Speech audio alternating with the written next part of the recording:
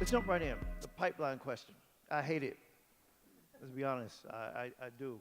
I tweeted the other day is like, um, uh, dear tech companies, there is no pipeline problem with it, like an animated GIF, like with a scale going like that. 'Cause I just don't believe it. But when you get down to some of the numbers in terms of computer science graduates from HBCUs or just the amount from unrepresented individuals, you get to some of the other categories. Now, in the previous session, we were talking about machine learning, artificial intelligence. So the question to the panelists, is there a pipeline problem? And if so, why? I'll take this. So it depends what you mean. If you mean a pipeline of interest and talent, the answer is absolutely not. No, there is no pipeline problem. Women are just as interested and just as talented in these fields as men. Research has shown that again and again and again. But if by pipeline problem you mean women actually feeding into the relevant positions, the problem is absolutely there. Women have been discouraged from pursuing these fields since they're young. Women are discouraged from being inquisitive and being innovative. It's part of our culture, and it's disgusting. And then when they get into the education field, they feel excluded. Some recent research has shown that women who have an interest in tech fields are less likely to actually go into those fields once they graduate with a tech degree. If they do go into those fields, they enter at a lower level and with less pay than equally qualified men, and then they're more likely to leave those fields. And it all sort of tells a story, right? It tells a story of how these engaged and talented women are being pushed out at every stage by not being included the way that they should. Not just in terms of, so yes, in terms of pay, and yes, in terms of equal opportunity, but also in terms of a culture within tech that makes them feel excluded, makes them feel like they don't have as much to contribute. And so it needs to change both in terms of companies and organizations being sure to hire women at the same level and the same pay as men, but it needs to go deeper than that. It needs to be a cultural change that embraces women and includes them as much as men. All righty. Yes. We'll go down the line on this question. I think one of the challenges, and this is not my area, so that was why I was closing up, but one of the challenges that I have seen as someone who is out there working very hard and never enough to build a diverse pool of talent, both in terms of gender and in terms of race, is that there are a number of different, as we're going and seeing people come from a variety of different schools and universities, there are universities that are training people to work in sort of internet technology, and there are universities that are training people to work in other, perhaps older styles of programming and languages. And what I'm curious about and interested to see is when universities are going to take a look at what's happening, for example, in Silicon Valley, and really push to be able to find out, what do you need from us in order to make sure that we are preparing people effectively? And by the way, help us do that. It's been an interesting thing to see that two amazing people from two different universities who are just as talented may not have the same computer education. Why the heck is that, right? And when are universities going to actually go out there and start preparing people for the modern kind of the next level of tech? So I look forward to seeing people do that. Great point. The pipeline issue, I see it more from the perspective of the cradle to the workplace pathway. I think that as individuals go from that cradle all the way into the workplace and hopefully leadership positions in the workplace, all the factors that can contribute to building challenges and screening people become compounded. I think that in order for us to really tackle diversity and inclusion in the workplace, we really need to take a much more holistic and comprehensive approach to understanding from cradle, in other words, as soon as children are young, what are we, parents, schools, teachers, what society, media, what are we doing to encourage or discourage children to really becoming more creative, innovators, interested in, technology, things that normally girls don't become involved with? What are the messages that we are partaking as parents, as families? And then all the way into the school system, are the schools that, providing tech courses and classes, AP courses?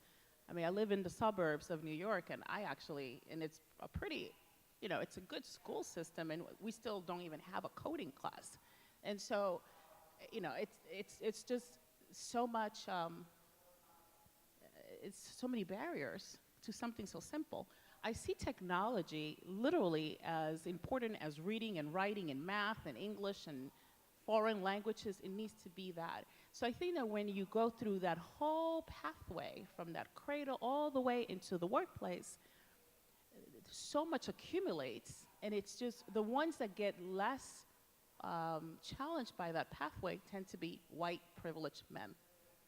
And, and those and those that are not as challenged by that pathway tend to be women of color, specifically African American women and Hispanic. So I'm a researcher by profession, so I like to think about things theoretically in terms of models. And I think that instead of thinking about each little aspect of the pipeline or this and what we're doing in corporate America, or what we're doing in tech companies, I think we need to think about things very holistically and have conversations that are data-driven, that research has been done so that we can really understand this and inform policy, but also, the panels that are here that can literally have a much more impactful contribution to solutions.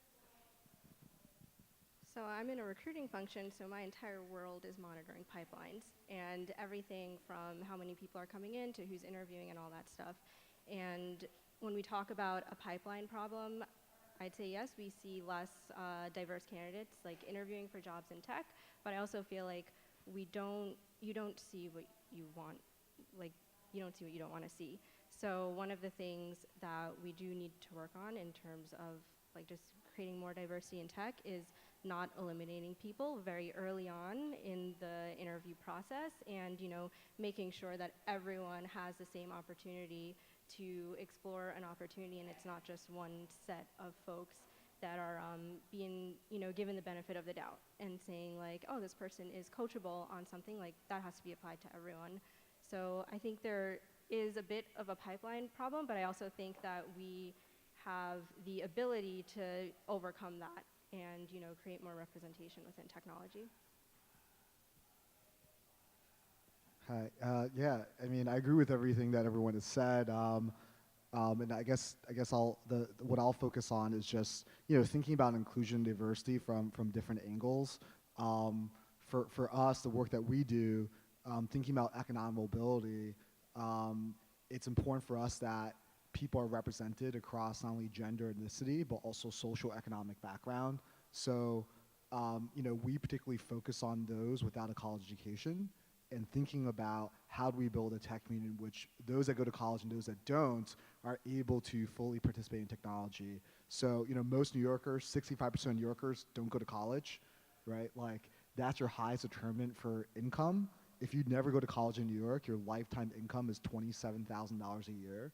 And I think we deeply believe that there's talent everywhere. So how do we be intentional about creating pathways for folks that may be extraordinarily talented outside of four-year institutions or even community colleges to gain these skills, right, and access to networks so that we can open up the pools of talent and change who's in tech.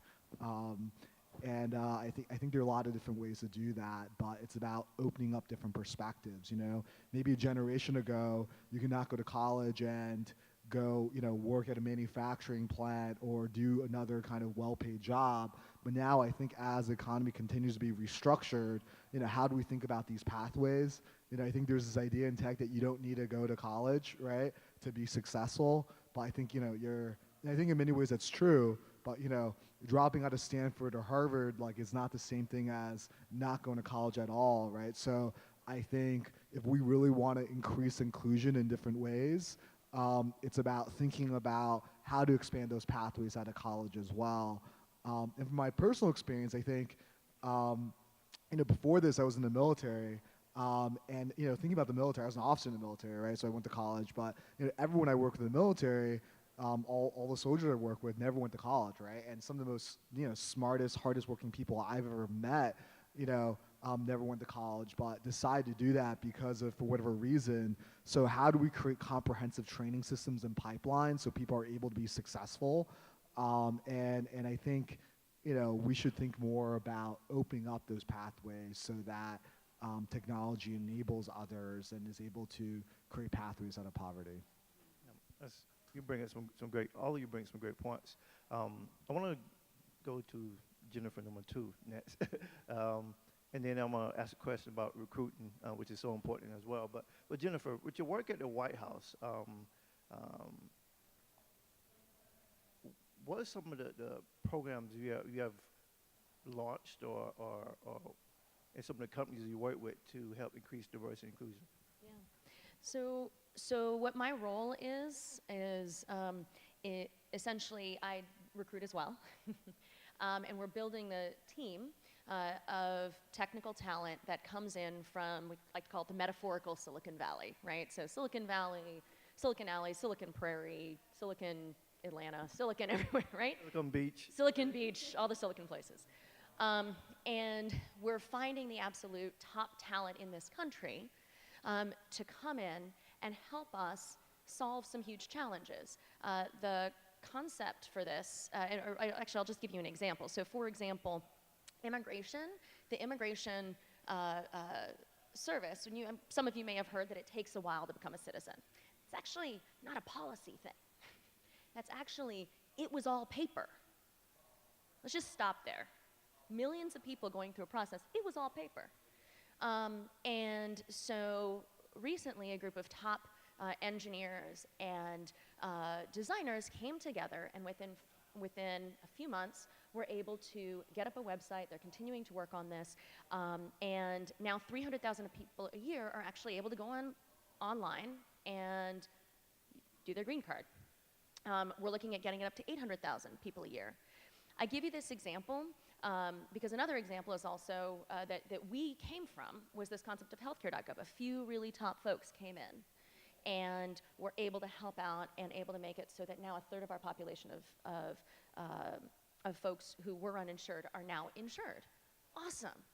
But here's the challenge. There was a survey that, or a report that came out in May from the Office of Science and Technology Policy that basically said, guess what? Bias is encoded in algorithms, right?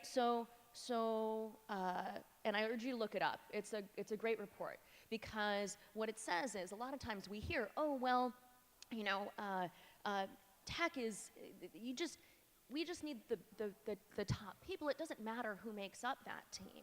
That actually, it's the quote-unquote top people. When I say top people, we hold the bar pretty high because we know that actually the best teams are the most diverse teams.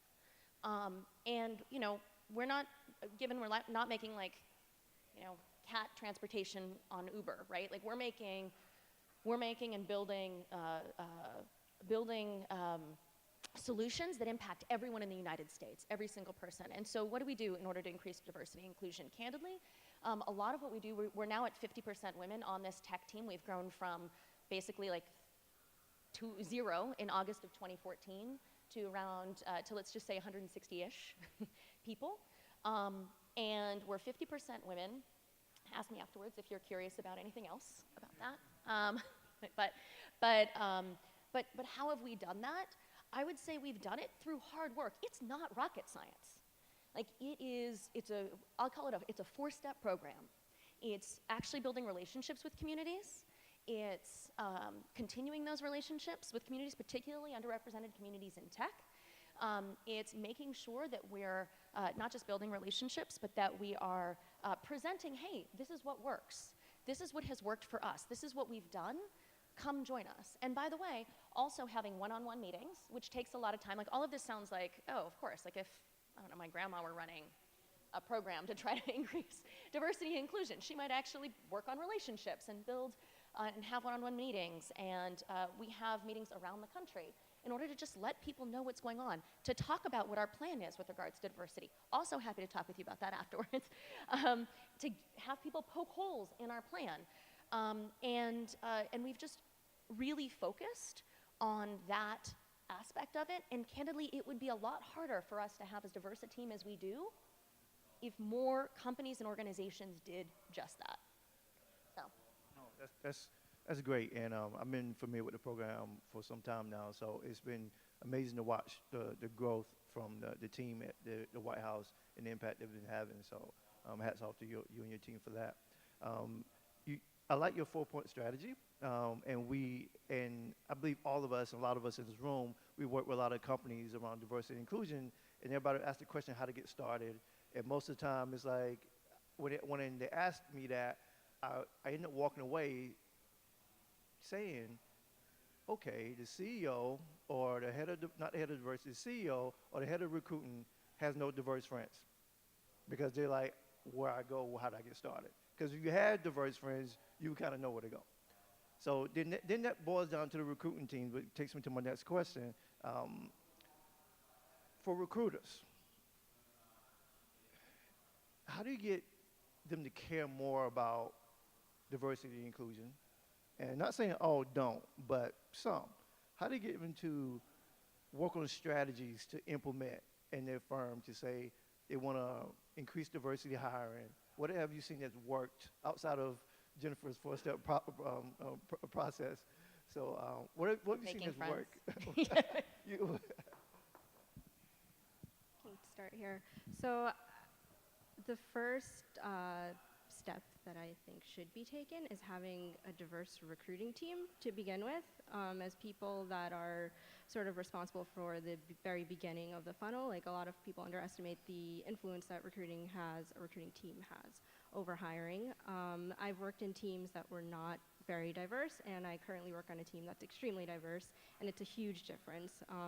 It just helps with, people just get it. You don't have to explain things like this is why this is important. So having a diverse recruiting team is definitely helpful. And then when it comes to maybe getting a team that doesn't understand, explaining to them why this is important, I try to just sort of get them to see things in like as if they were me. Like imagine you're me and you're walking into a room and it's all these 30-something-year-old white dudes named Dave and John, like, and no one knows how to spell my name. Like, that's an intimidating situation, and I just try to get folks to relate to it that way, because a lot of people, they've just never been in those situations, so they can't comprehend what that's like. So yeah, that's where I would start. Can I make another suggestion? Yeah, go ahead. Part of it is, so another suggestion on that is, part of it's demand, and so when I brought up that diverse teams are the best teams, that needs to be something, so there's some level of education that would be very helpful to the folks who are asking for the teams. Because in a lot of cases, I've heard so many times from unnamed sources, but I've heard, so many times in, the engineering community and other places, well, look, yeah, we'll worry about that, but really what we really need are the best people. Well, that's a pretty damn low bar, right? Like, what do you mean, the best people, right? What you're saying is, I'm not actually gonna spend the time, energy, and effort to find the best people and to make the best team. And so figuring out how to educate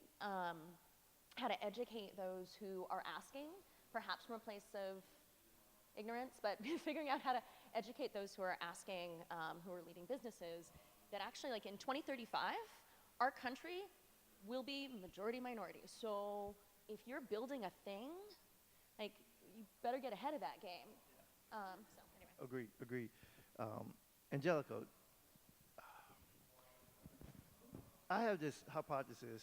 Well, it's not a hypothesis. Just when I think about the diversity and inclusion and the impact that the Latino community, and I was at a event in Denver, and it was another Latino organization, but there was some Hispanic speakers, and now I'm more aware of my own biases, and I have to be mindful. Like, okay, there's people who are Latino, but sometimes we say Mexicans, like they are Mexican. They want to be not named called Mexicans. Like, you can't say Asians and think it's all Asians. They're different demographics of Asians. So, but I believe the Latino community, the Mexican community, has the largest.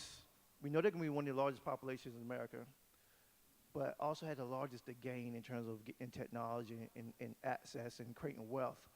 Let's talk about some of the work in Jukay as well, some of the work that you all are doing to educate individuals for the tech community, and how that really needs to be a multiple partnership on both sides, like Jennifer was saying. Like, you need to educate the community and the workplace.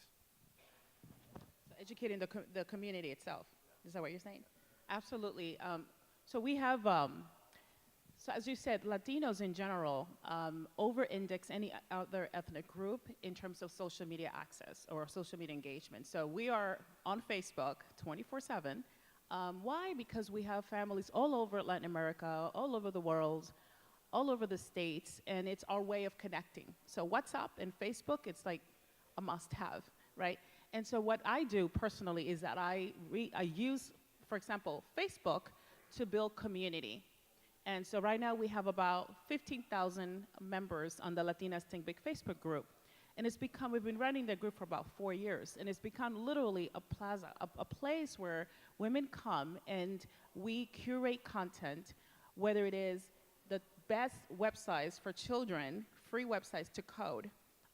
We share articles like that. We're constantly sharing opportunities, resources, education, information, news to engage women in that group around issues that not only affects them, but also affects their families, that they could do maybe for their children. But also, some of these women are women like yourselves who are actually in positions of leadership within that group that can actually take some of that information and leverage it in their own networks and communities. When we think about Hispanic individuals who are, in social media and are connected, we think of them as networks. So when we think about 15,000 women in this group, we think about 15,000 networks. Hispanic women in particular love to take back information to their community. So when you're educating one person, one woman, you are educating her network. So in terms of, and to answer your question, how do we educate the families and the communities, I think that simply sharing information, education, just talking about things like coding. I just met with a woman at a car dealership yesterday, and I said to her, she has an 11-year-old boy, and I said to you, does he know how to code? Is he learning how to code? And she said, what's coding? And for me, that says a lot, just that question. And it is an educated woman who's working. So there's a lot that we need to do to educate families. There is an organization called Latinas in STEM Foundation. And what they do is that they put events together, not just for the middle school students, but for the parents. So the parents and the students are coming together.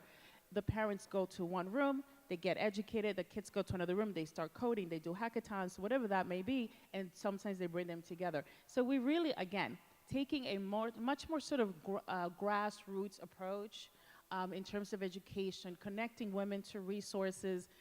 Also role models. We do a lot of events at tech companies. We've done events, so Latinas Think is sponsored, our founding sponsor is Google. And so we have done events at Google's headquarters. We brought the largest, the largest group of Hispanic women that Google has ever seen in their premises. And we do that, we've done it at Twitter, Galvanize, connected by Melinda. And so we do that because we think it's really important for these women to see themselves in these spaces, to understand how does Twitter its headquarters looks. I'm on Twitter all the time, but how does it look to be in that space? You know, how does the bathroom look? How does the wall, you know, like, and so that you see them, they feel like they belong. We have an issue of in terms of, and I'll speak about Hispanic women, oftentimes we feel like we don't belong. We don't belong in these different spaces. And so for me, as a psychologist who weaves psychology into the work that we do, I really believe it's so important for these women to come together, build community, see themselves in these various spaces, and also see other women who have made it on stage telling their stories. So we take a very broad approach, Wayne, to educating the community, to engaging Latinos in general, to be more enthusiastic and understand what is the roadmap to engaging their kids, themselves, future generations in the tech industry. Got it. Great. Thank you. Jukay? Yeah, I think the exposure is really important, like you're talking about. I think a lot of what we're doing as a community organization, besides teaching people to code, is going deep within communities and educating people about the opportunities that technology provides. And I think it's important, it's not only the developers or people that could be developers or software engineers, entrepreneurs, but the broader community is important as well, right? Like thinking about how this change affects local economies. You look at different cities in the context of this, like San Francisco, where the growth of tech actually affects the broader community, right? Affects housing prices, affects the growth of the city, affects immigrant communities. I think people understanding this change is also important. And that will not only inspire people to get involved in tech and learn to code, but also understand kind of the change that's happening within their local communities. I think this idea of this divide or backlash against tech in some cities or in certain communities where this is growing is something that can be preventable. And I think beyond learning to code, I think that education and awareness process is so important, I feel so extraordinarily fortunate to have the opportunities I've had, and seeing my college classmates creating amazing companies or working at tech companies, but a lot of people don't necessarily see that, right? And being able to understand that. So what we do at C4Q as well, a lot of it's the community development, but our main focus is our Access Code program, which it's a free program teaching adults from underserved communities to code and helping get people jobs in tech or increase opportunities to entrepreneurship. And I think, talking about the pipeline or awareness, because of our community development work, I think we're able to expose and attract a lot of people that otherwise wouldn't otherwise think about technology. And it's very outcomes driven. And just by our results, through the program, we increase people's income from $18,000 starting out to $85,000 a year. So very measurable and tangible. In serving a community that's representative of diversity here in New York, so it's half women, 60% Black or Hispanic, half immigrants, half without a college education. And I think being able to do that with the outcomes, it's like, people have to be hired at companies, literally changing who's in companies. But how we're able to do that is by exposing more people, going deep within communities, the one-on-one interactions with people about, this is what technology is, these are things that you can do, and really having people see that these are opportunities that they can pursue and providing pathways for that. That's great. That's great. Thank you. Thank you both for that. So I'm going to ask Jennifer, number one, a question. I'm going to open up for Q&A. So Jennifer, what does an inclusive company look like to you in terms of, especially in leadership and with the work you're doing at Catalyst? So an inclusive company looks like the population it serves. It looks like the people to whom it's providing products and services. And in this day and age, our world is becoming more and more diverse by the day, and we are becoming more and more global by the day. And so an inclusive company is one that really embraces that and seeks out talent in all its forms. It knows and appreciates that talent, that the best people means that it includes everyone. You can't have the best people without including, without representing all groups. And I think one thing that gets neglected in a lot of this discussion around inclusion and diversity is the idea of intersectionality, which is so important. Some companies that are a little bit behind on their diversity journey think of it as clicking check boxes. You know, if I have a woman and I have a person of color, I'm good. I've covered my bases, and that's just certainly in no way true, right? People's identities can't be reduced to check boxes. We are complex and we are all unique in so many different ways, and that needs to be appreciated in all its diversity. And so I think that there's so many levels to this, because it's about recruiting people from all backgrounds. It's about